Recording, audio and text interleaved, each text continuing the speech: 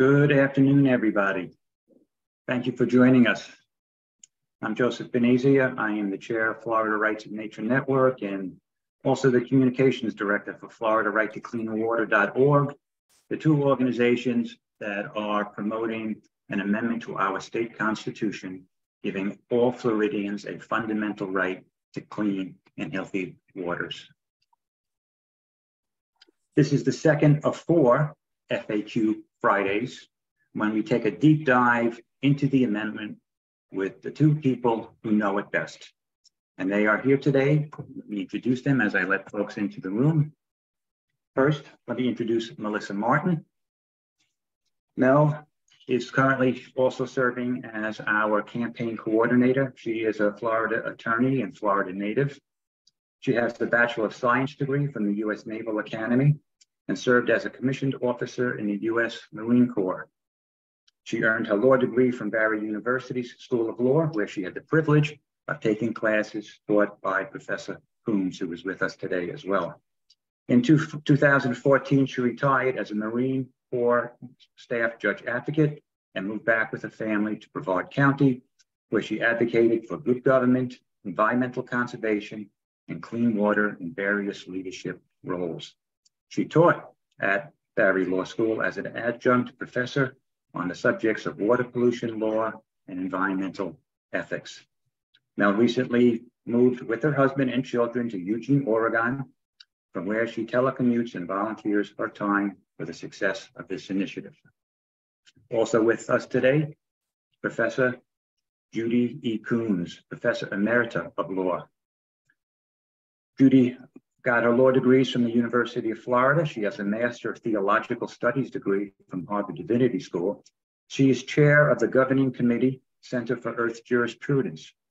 She's coordinator of the Environmental and Earth Law programs at Barry University Law School.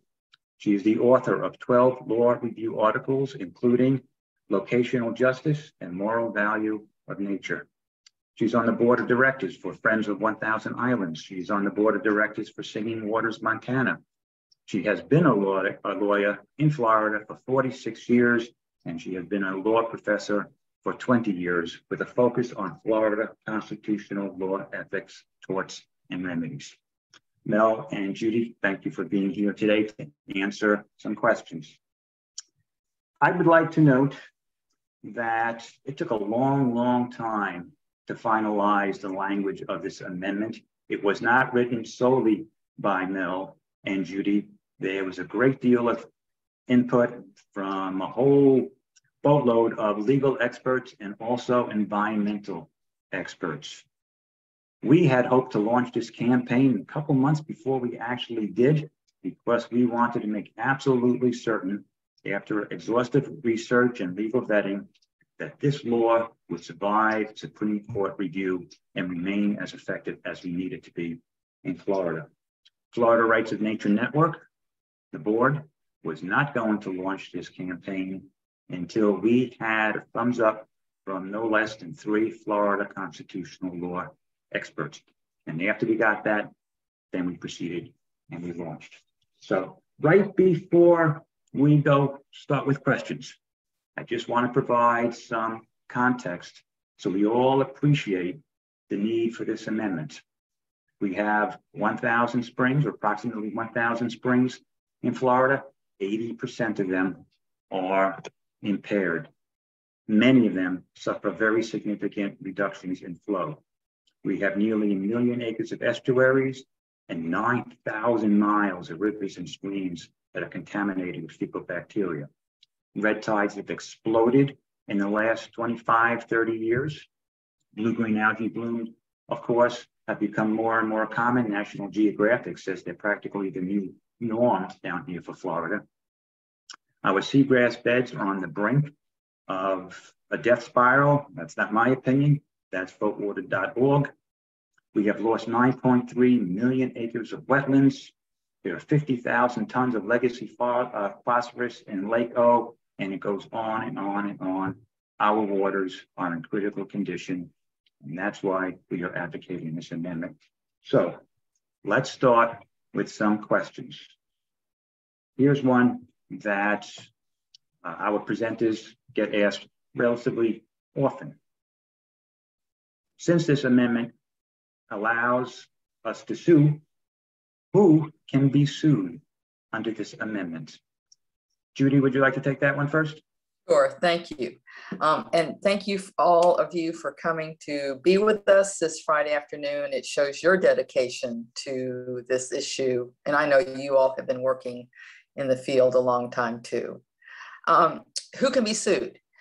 Not private parties, not people, not companies, not developers. There is one targeted defendant, if you will, and that is state executive agencies. And this was not an easy decision. There's a long discussion, as Joe said, among many people about who would be most able to help as well as hurt the state of the waters in Florida. And it came down to state executive agencies because of their role in regulating waters in the state. They can most help and they can most hurt. There is a rule, a Supreme Court rule, that you can only have a single subject for these kinds of citizen initiatives. And so if we included other parties who could be sued, that would likely violate the single subject requirement. And so we would likely not get on the ballot. And so it all came down to the one entity or group of entities, actually, that would be the target for our efforts to encourage them to support clean and healthy water. Yeah, we can hear you, Carl. If you're not on mute, please put yourself on mute. Thank you.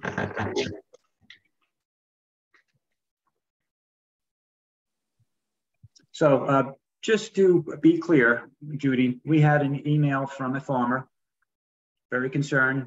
He practices best management practices, obviously doing his best to be a good steward of the land. And he wants to support our amendment, but he said, I'm not going to support this if I'm going to open myself up to a lawsuit. An individual farmer cannot be sued by this under this amendment, correct?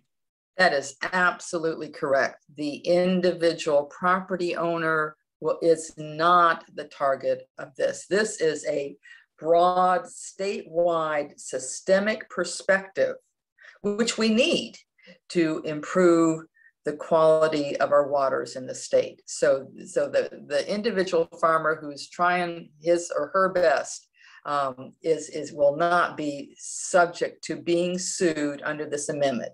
Corporations will not be subject to being sued under this amendment, nor will local governments be subject to being sued. It is just state executive agencies. Thank you. Mel, I have a question for you. This is something that was brought up during a presentation I had a couple of weeks ago up in Sarasota. Why not go after the government for high monetary damages? Well, first of all, you can't because the government is protected by sovereign immunity. I think under certain tort statutes, there are various caps that are applied, like I think 200,000.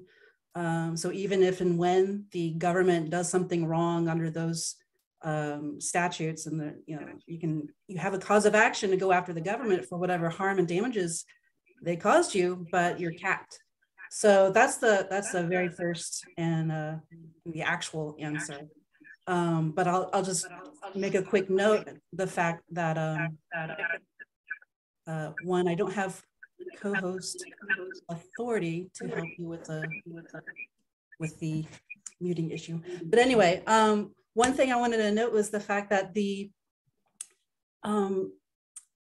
unfortunate thing about this amendment creating a cause of action or the ability to sue is that for just like 98% of us, we connote that into lawsuits in general. And our understanding of lawsuits are, you know, such that we're not really happy. It doesn't bring or engender like wonderful feelings.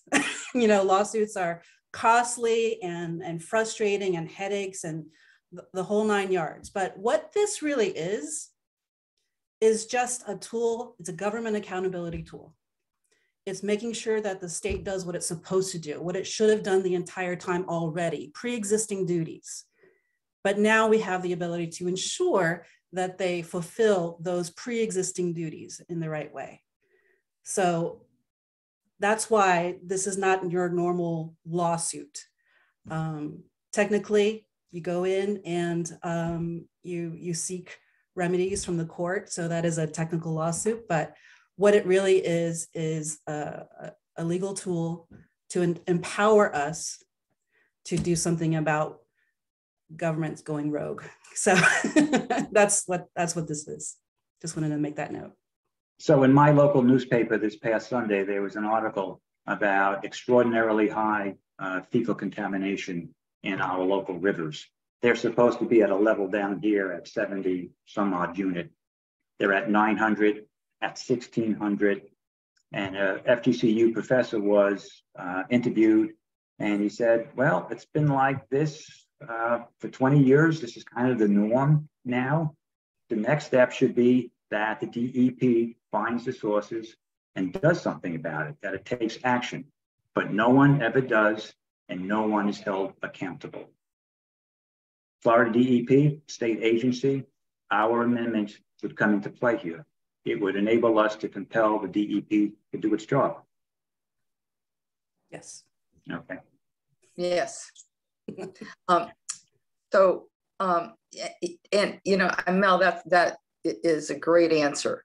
I think another important factor here is that the lawsuits are not for damages, but for what's called injunctive and declaratory relief. So it's equitable relief. And these lawsuits are not to make people rich, but to stop, for example, pollution and to correct pollution. It's a mechanism, it's a legal, these injunctive suits are mechanisms to stop bad things that are happening and also to mandate that the proper things also happen. And so, so that's the whole structure of these kind of lawsuits. These are, you know, citizens-based lawsuits that can compel governments to do what they need to do, state governmental entities, to state executive agencies to do what they need to do. So we have a comment in the chat here by Carl Dygert. If a state agency was sued for agricultural runoff to occur or for BMAP failures, might the state ramp up their cost sharing and direct payment for environmental service programs to help the farmer reduce their runoff pollution? Mel, you want to answer that one? Sure.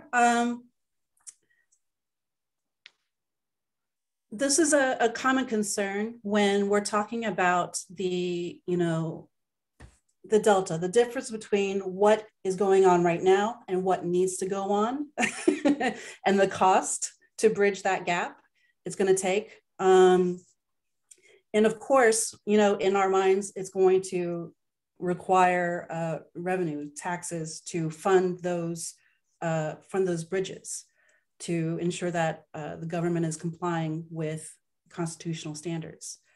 2 points. One, to reiterate, these were pre-existing standards, so the government should have already been doing it.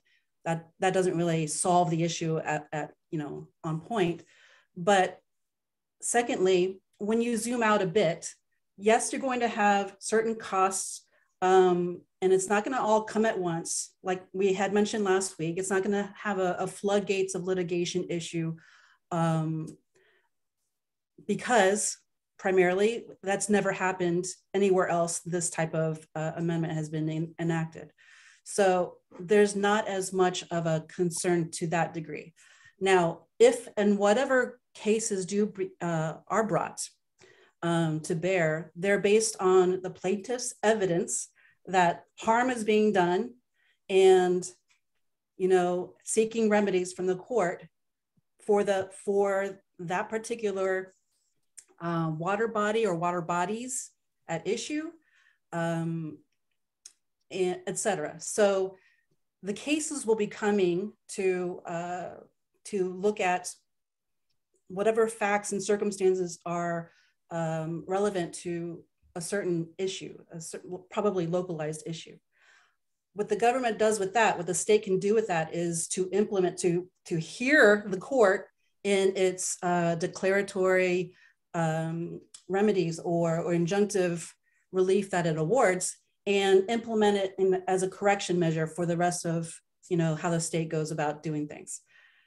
So if and when there's a large scale issue, like for instance, yes, septic tanks are not good for watersheds in Florida. And it was nice to hear the governor say something to that point, by the way. But the court is not going to mandate that the state in the next 2 weeks or 6 months put all septic tanks onto sewers. That's not only impractical, it's not feasible.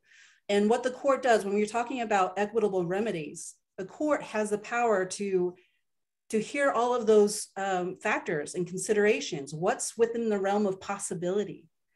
What programs like the Infrastructure Act and roll, you know, and a lot of other federal and state programs are out there accessible that could help, and why aren't you doing that? You know, those types of questions are going to be part of the case.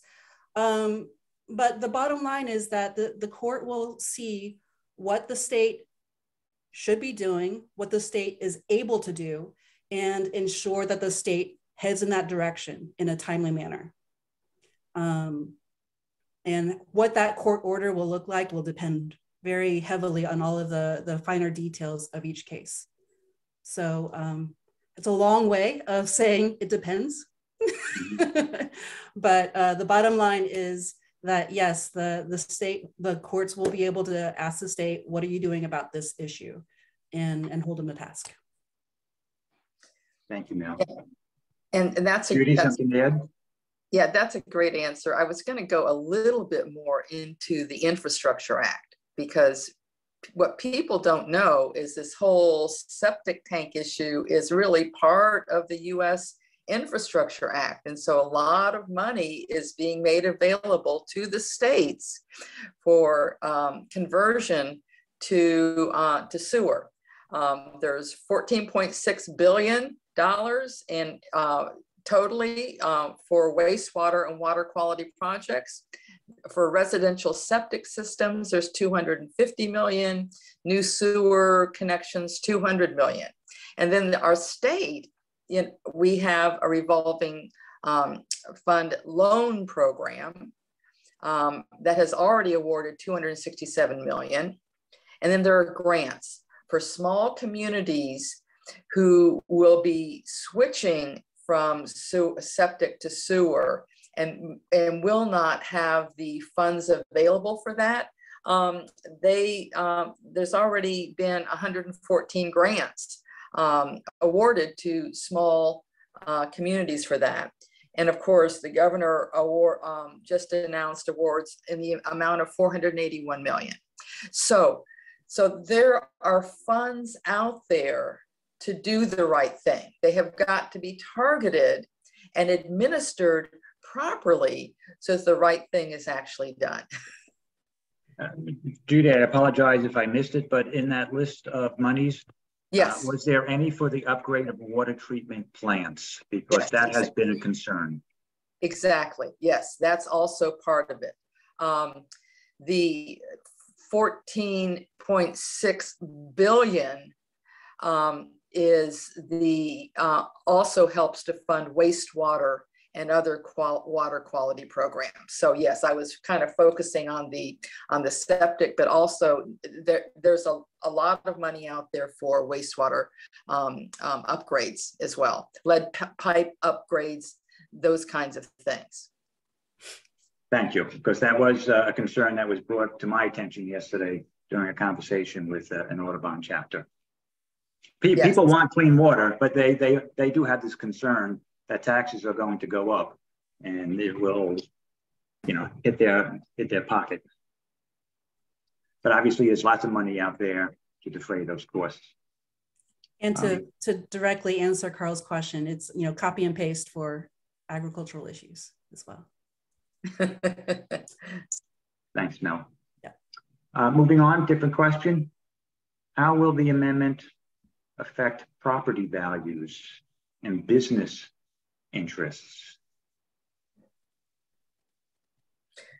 Well, let's first define property rights. Okay. Property values was the question. Okay. How will it affect property values and business interests? Okay. Speaking for myself, it's my view that there are private goods and then there are public goods. And for there to be healthy private goods, there needs to be healthy public goods. And so preserving and improving our water quality not only makes environmental sense, it also makes economic sense. And the Chamber of Commerce, Florida's Chamber of Commerce has done its blueprint for 2030 and talking about priorities of water quality and also the what it means in terms of our property values. So property values are bound to increase. The health of property is bound to increase the more we pay attention to quality of life, environmental issues, water quality. The more healthy our waters, the better our values on a number of different levels of our property. And I don't know if Mel wants to continue talking about property values.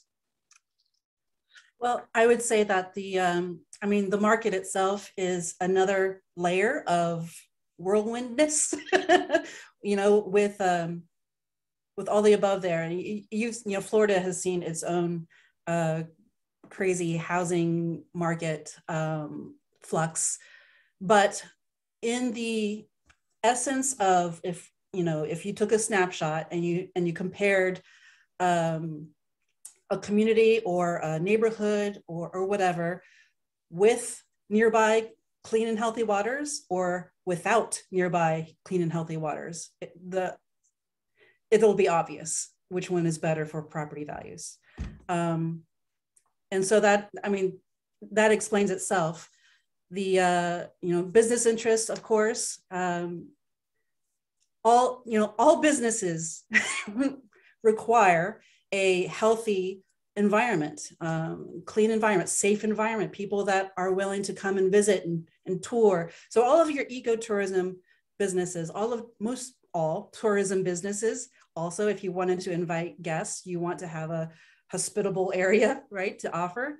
And of course, you look at the commercial fishing and harvesting industries, they've gone to nil since, Florida's waters have, not been able to sustain the diversity of wonderful bounty that we used to have. The waterfront lodging, hotels and motels and restaurants and little shops, people are not going to be frequenting them if, there's no lakeside or lagoon or beachside that's safe to go to, Mel, so I'm going to interject here for a moment because we have somebody on the call who can speak to that directly, not a legal expert, but a person who had a business that was based on the water, and that is Carl Dygert. Carl, do you want to make a comment about this? How would our amendment impact property values and business interests? you know, Florida's entire economy is based on clean water. Without it, tourism is going to stop. Without tourism, there's going to be loss of jobs, decrease in property values, decrease in revenue, decrease in public services. Our entire existence here in Florida depends on clean water, period. Everything from the fishing industry to the hotel industry. In my own example, I lived in Mount Lachey, Florida, where the water quality in a very, very short period of time, 4 or 5 years, went from a really fun, great place to be to a place that I could no longer run my boat tours or entertain people at my dock with good conscience. I had people trying to drop shrimp through algae blooms into water that had 0 dissolved oxygen. And I decided to part ways with that business. And I'm not the only one. I mean, when we look out at Sanibel, South Sea Resort, I believe it is, it's a really large condominium complex out towards Captiva. They sold recently in the last year or two. Jensen Marina, the family had been decades on Sanibel running their marina. They sold out. I think I'm not the only one to see the light. Water quality is going to continue to degrade. It's going to continue to affect tourism, and we're going to see the economic impacts of that over the next 5 or 10 years, for sure. Yeah. Thank you, Carl. So Carl obviously spoke about the impact on his personal business, on local economies. How will the amendment affect Florida's major economic engines, such as growth, statewide tourism, agriculture? Judy, you want to handle that one first? Well, I'll start off with tourism, as Carl was talking about. So the Chamber of Commerce has a lot of very interesting statistics. In 2021, the state of Florida had 122 million visitors just that year. Okay, and what did they spend? $98.9 billion on tourism just that year. Okay, and so we're looking at $100 billion industry. And why do they come to the state of Florida? They come to the state of Florida because of our water. I live here in Cocoa Beach, so, and we happen to be blessed with living on the Indian River Lagoon.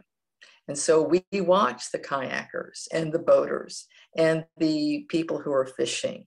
And, you know, we watch the manatees that are still alive and the dolphins and all the wildlife. People come here for just this reason. And so tourism is directly tied in to clean water in the state of Florida. I don't know, Mel, if you want to take another sector and talk about it. Sure. Mel, impact upon growth in agriculture? Growth is going to have to change, honestly. The industry itself is going to be made to be smart growth.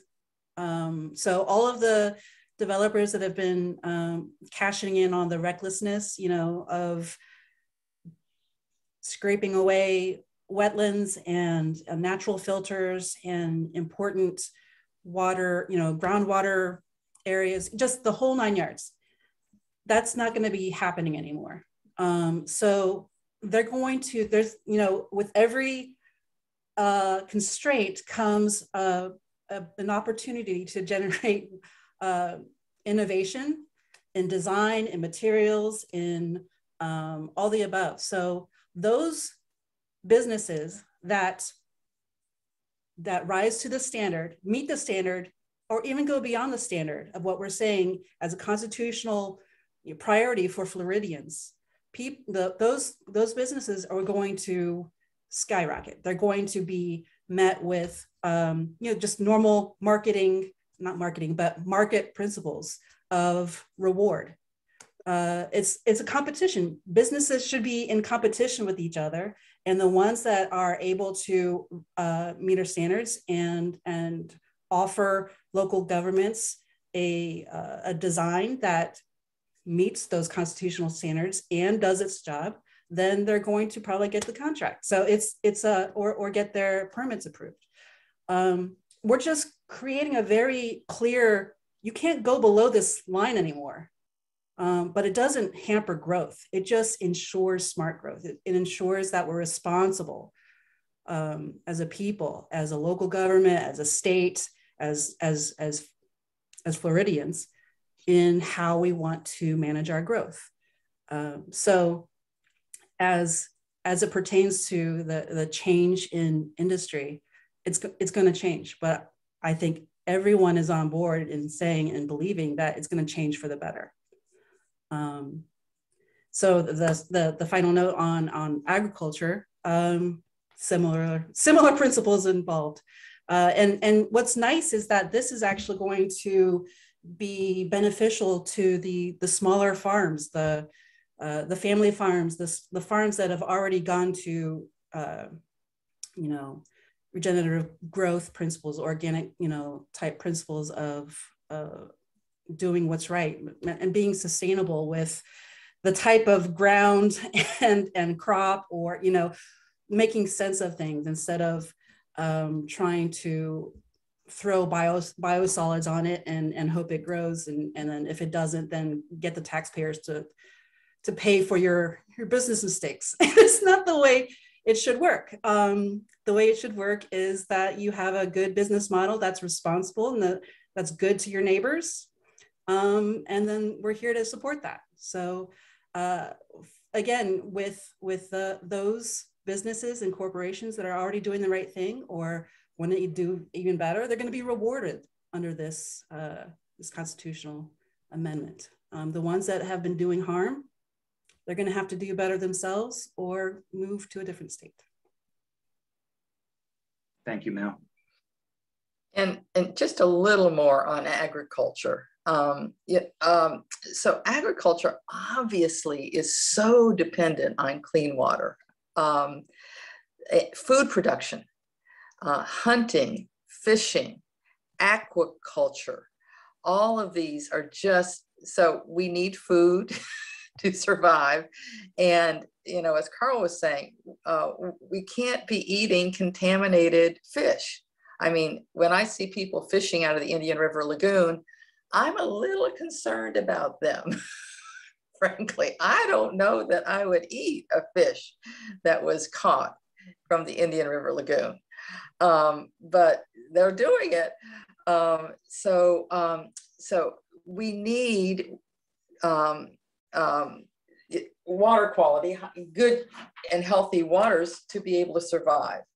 And our amendment in its purpose says that waters sustain all forms of life. It's important for people not to forget, sometimes someone just said, fish don't know that they're swimming in water. We don't know how reliant we are on water and on the other parts of our environment for just to live.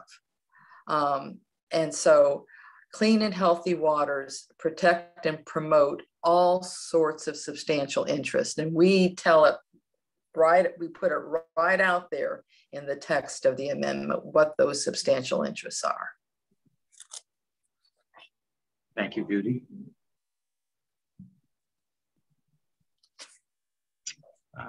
Mel, how do recent Supreme Court decisions highlight the need for explicitly stated environmental rights, such as we're doing in our amendment, and as are done in other green amendments in other states? I'm thinking about last year's ruling that had to do with the EPA, which sort of limited its authority, ruling with Dobbs decision. Yeah, I can address that. I yield. Okay. And Mel, you just hop in, okay? So there's 3 Supreme Court decisions that are very important that bear on this issue. And the first was just decided. It's the West Virginia versus EPA decision. And what happened there is they were defining what the role was of the EPA in terms of clean power plants. And the court said that the EPA did not have the authority, the explicit authority from Congress to look outside of the fence lines to be dealing with air pollution for the future. So looking at this from an requiring explicit congressional approval instead of clearly what was designed in the Clean Air Act. And the effect of this is, one commentator said, the Supreme Court is slouching toward deregulation. So the EPA, when it tries to regulate for the common good to, support the environment, they're pulling the plug on the EPA's authority to do this. The effect of this is that the EPA is going to be hamstrung in a lot of its more forward-looking policies and practices. And it's going to come down to the states to be able to be more progressive, more forward-looking, more proactive. And so that this amendment comes at exactly the right time to be able to bolster our state executive agencies, to give them the heft that they need to fill this vacuum that is likely to occur at the federal level. The second big decision that's on its way is called Sackett. Sackett versus EPA. And Sackett versus EPA involves the EPA's authority to regulate wetlands.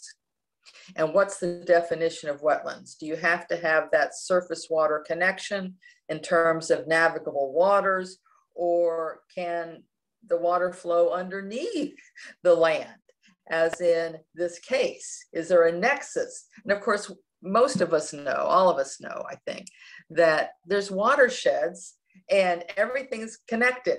Everything is connected. The wetlands are connected to the, to the streams, to the watersheds and springs and all of that. It's all connected. So the concern is that they're going to redefine what's waters of the United States to further limit what the EPA can do in terms of protecting wetlands. So again, our amendment comes right at the right time, assuming that the majority of the present United States Supreme Court will take the more restrictive definition and thereby limit what is waters of the United States. So again, to protect wetlands, our amendment bolsters state executive agencies to do the right thing, because they're likely to become, more timid in the face of these kinds of decisions. So we are providing them a lot of strength. The third decision is the Baytown decision about standing. What standing do environmental groups have to raise these issues? The Environmental Texas Citizens Lobby, Sierra Club versus Exxon. And it says that, there's a Fifth Circuit decision, which is actually quite good, and it's going to the Supreme Court. And so the United States Supreme Court is going to clarify its views on what is standing for environmentalists. And the concern is that the court will undermine standing. What is really good about our amendment, and Mel was instrumental in this. Well, she's instrumental in all of this, but particularly in this, the standing requirement. You made sure that we do not need injury in fact to be able to sue. And again, so there's like this brilliant forecasting of kind of, terrible things happening on the federal front, which our amendment will fit right into and correct at the state level. Thank you, Judy. Mel, anything to add? It's usually very, very superfluous when I add to Professor Coons' remarks, but I think a corollary would be that something she just said regarding bolstering the agencies to be able to protect the wetlands in the face of all these crumbling regulations and federal protections reminded me of the fact that this amendment really, I mean, we're going after state agencies, but in my mind, the state agencies are full of wonderful people, wonderful scientists, engineers, planners, experts that know their stuff and know the right thing, but unfortunately may be hampered by political restraints or constraints that are, must be frustrating, in the name of the law, because the legislature has been very clear about its intent, and it's not environmental. So I think this is going to be a godsend to all of the people that actually want to protect the environment in Florida, that happen to, if they're experts, and usually, if you're drawn to a passion, you're going to become an expert in that passion, and the very few institutions that pay for that type of expertise is the government. So, they're in the state agencies. They're not our enemies. We're giving them this tool to say, this is how, sorry, it's in the Constitution. We have to do it now. So I just wanted to bring that out as an interesting point, that we're not going after the state agencies in that aspect, but really we're removing the inappropriate political private interest influence from their jobs so they can do their jobs. And I always like that point. So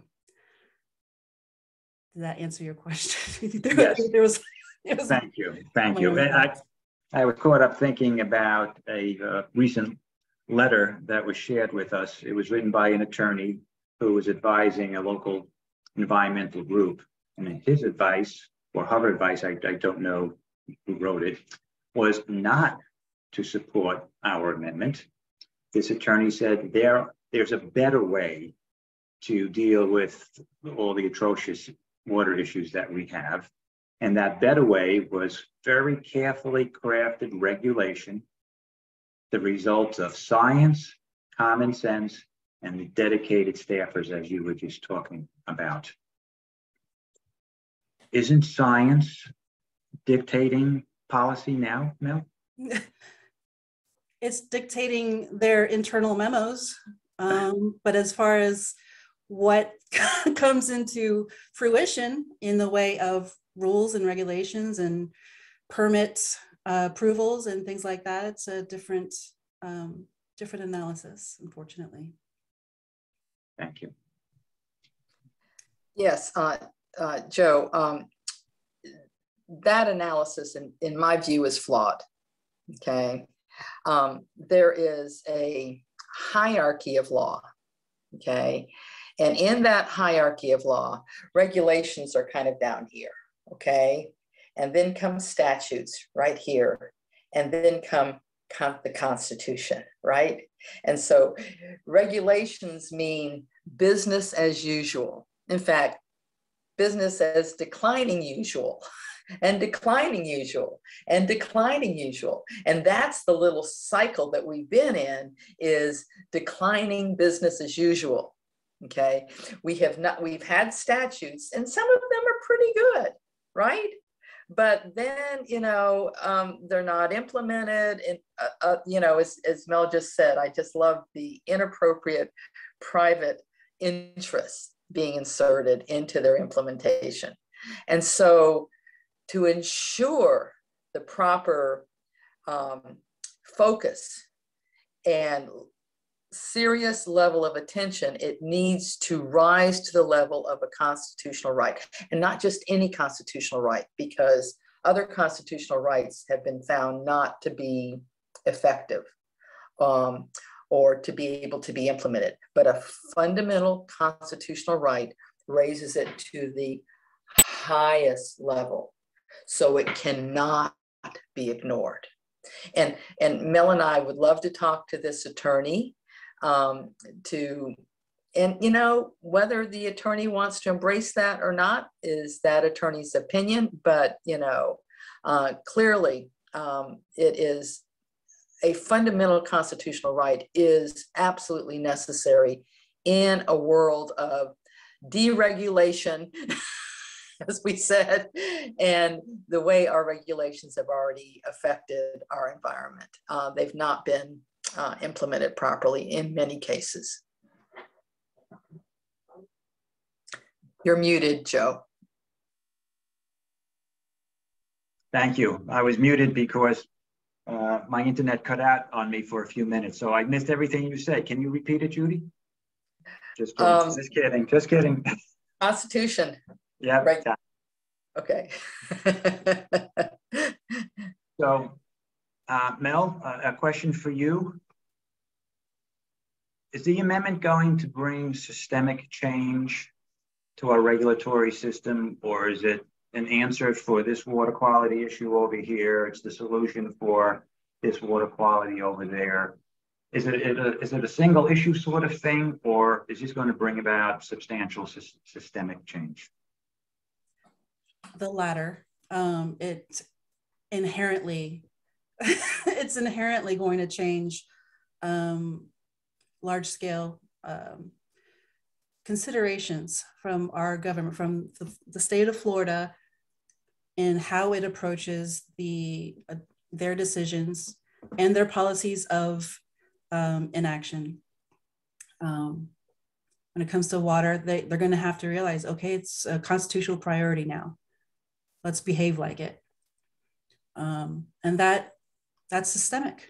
It's going to be part of their thinking. It's their framework of considering issues that pop up in their line of work and their analyses and all the above. So as soon as they accept and adopt and implement these types of values that are shared by Floridians, then we won't, ideally, we won't see a single lawsuit. If the state of Florida and all its agencies decide to make corrections before it's enacted, on, hopefully November 2024, then what a beautiful day that would be. That would be. Thank you. We have about 10 minutes left. Do we have any questions from our attendees?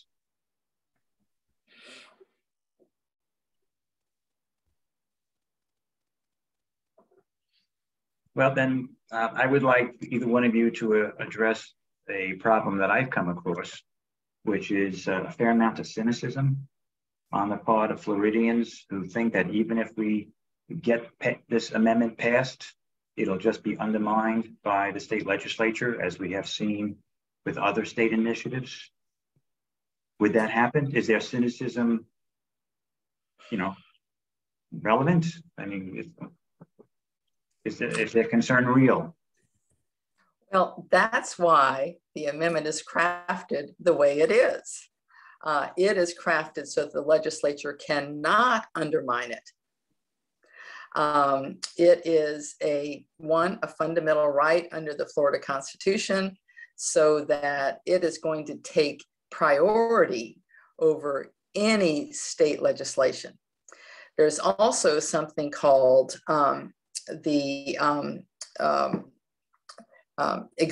self-executing, whether an amendment is self-executing. And again, Mel,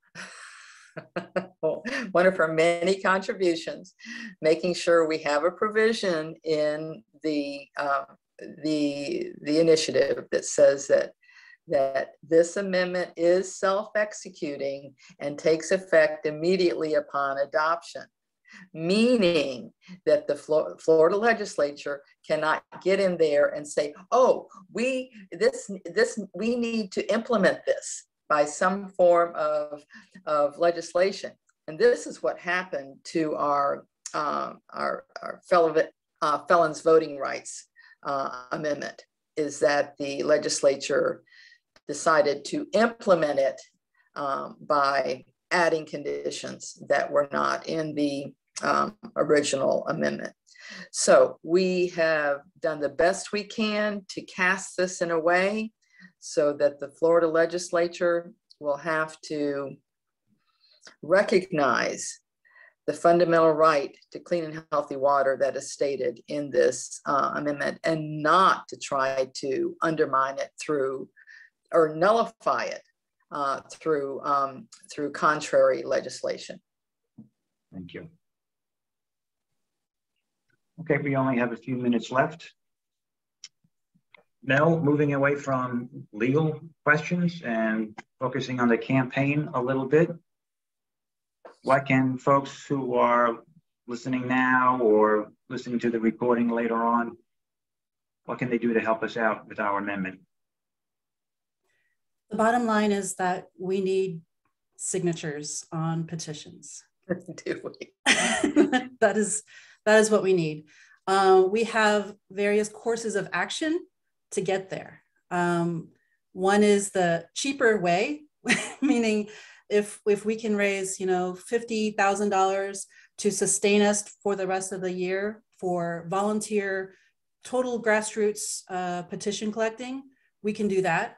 That is going to entail more energy, more volunteers stepping up and saying, I can do this, or I'm not sure if I can do this, but train me, get me what I need to do this, which we're ready to do.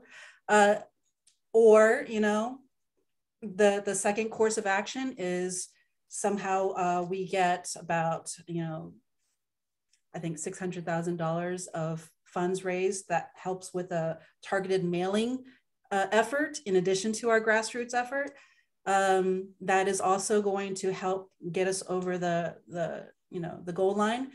And if there happens to be people out there, firms, organizations, businesses, corporations, foundations that can throw as much money to this as possible, and we get to about the $15 million mark, we can launch a solid paid petitioning effort that will definitely get us there to what we need this year. And so that is ideal. It's unnecessarily expensive, but that's how the legislature, set it up for us. So the bottom line is that we need a lot of volunteers or a lot of money, and so anything in between, where that scale looks like.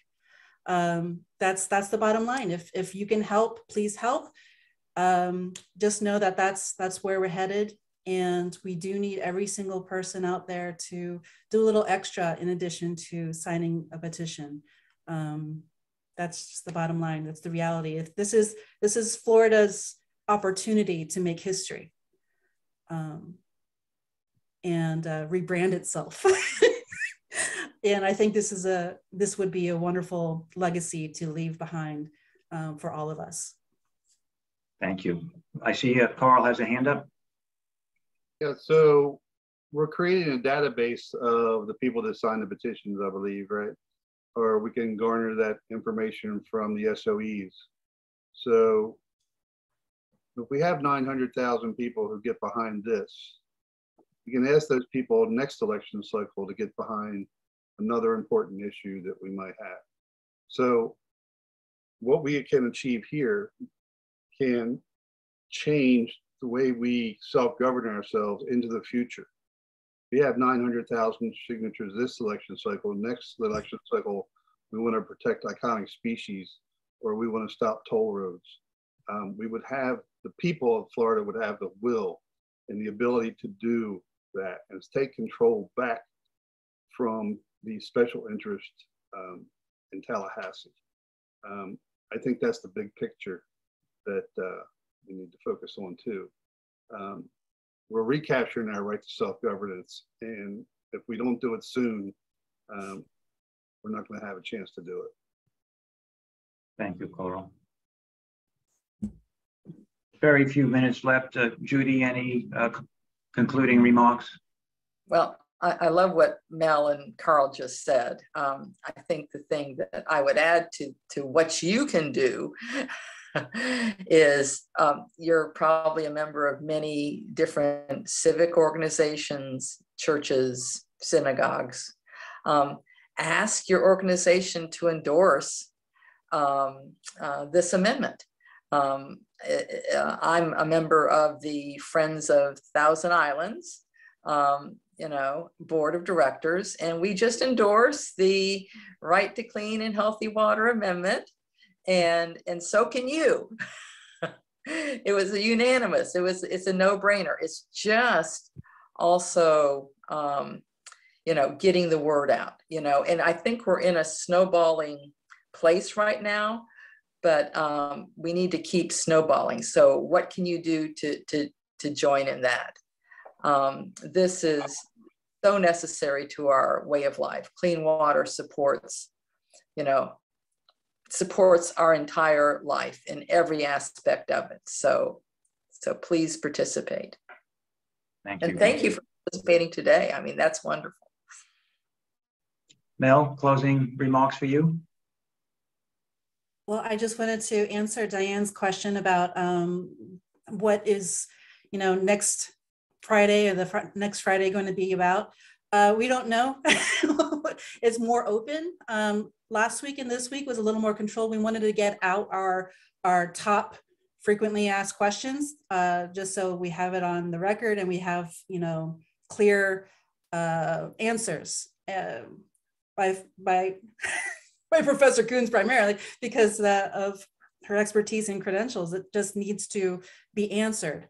And we were inviting, keeping it open and ready to answer any of the questions that folks are like, I don't believe this is going to bring it to the table. Let's talk about it. So I don't know if they're going to be there next week or the week after, or if it's just going to be 2 people or 70 people. I'm not sure. So I apologize for not being able to guarantee what is going to be talked about. There's probably going to be some overlap with some of the things you've heard today and perhaps last week. But the bottom line is anything new that's heard or talked about will likely end up on our FAQs, our questions and answers on our homepage of the website, FloridaRightToCleanWater.org. Just, you hit that site, you just scroll to the bottom a little bit, and you find the frequently asked questions. So we'll keep it updated. And if you don't see something that you want to see up there, let us know and we'll answer it for the public good. But yeah, I think we're ready to answer all questions. We have not heard a valid counterpoint yet. So keep thinking.